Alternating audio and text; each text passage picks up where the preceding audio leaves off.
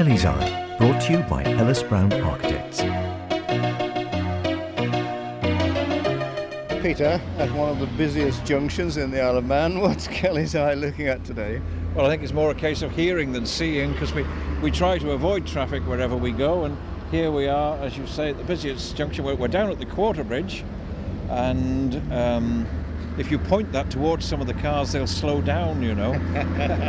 But tucked away, and I don't recommend that any motorist goes looking for this as they drive through, but there's a pair of gate pillars going into Portashee Meadow, and down beside the left-hand one is a plaque which we're looking at, and it says, "This line of trees was planted to commemorate the Silver Jubilee of His Majesty King George V, 1935. Yes, that's what it says, but it isn't necessarily spot on and accurate for the time they were planted. Now, John Haig, the nurseryman who used to broadcast a lot on Manx radio, told me, I'm sure, at one time that he planted these trees, or was part of the planting team, in 1935, but you have a different view on that. Well, as far as I know, they were planted by the children of Braddon. I mean, it wouldn't be every child, because there's not that many trees. They're lime trees, by the way. They are. And it's interesting that they were planted sufficiently far back that despite road widening and all the rest of it, they're still here. Yeah. And in fact, despite the recent storm, although we got bits of trees lying on the ground here, these seem generally unaffected. I seem to recall the late Peter Drinkwater saying that he was one of the Braddon children. He unlikely to have been at Braddon School, but one of the Braddon children who planted the tree. And I think his mother had kept a programme of the day. But what goes through my mind is that they decided to plant these to commemorate the Jubilee, but they waited until the spring to plant them, by which time the king had died.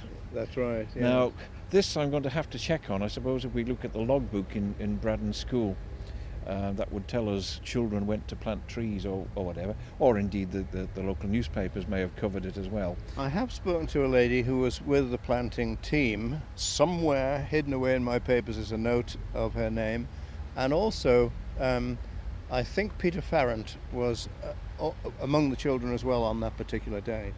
Yes, I think Peter's done a few things. I think he laid a foundation stone at college or something. He was the youngest pupil at the time of the centenary or something of that nature. Yes, well, here we are. We've actually moved down into Portashee Meadow, away from the cars, and to our right is three rugby pitches. 3 rugby pitches. Yes, so coming back to the trees, it's nice that things like this have happened. Yes.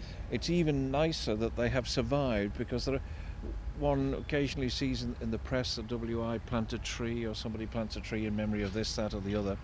But regrettably there are youngsters about who when they see a tree with a half-inch diameter freshly planted, they've got this habit of bending them in two and snapping them. So these have obviously survived. Whether they had guards around them originally or not, I don't know. They've certainly outgrown them if they had. And it's just nice to see these plane trees in an avenue, in fact, running down. What is interesting is the spacing between them, and I wonder, were they planted like that? Nowadays, when you see planting taking place on building estates, this landscaping, what do? But they stick in hundreds of trees close together with the idea that, well, the weak ones will die and the strong ones will survive, which I always feel is a waste of tree, because even a weak one planted in the right condition would survive.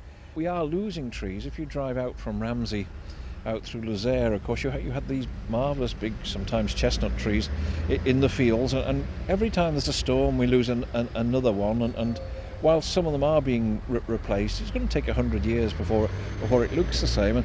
And the one line of trees that worries me immensely, because I'm not aware that anything's been done, and I wonder if you know about it, the camels. Now, do you know about the camels? I don't. Oh, well, when you come up the mountain road from Ramsey and look out over to Skye Hill, there always used to be a line, I think they were possibly pine trees, but they were always referred to by the coach drivers, the charabanc drivers, as the camels. They looked like a camel trail on the top of the of the hill, rather like the sort of drawings you get on Christmas cards, one behind the other. And that was because the trees had become stunted and, of course, spread out, so they look like camels. Well, the camels are few and far between, so if anybody wants a good project, let's have some camels back.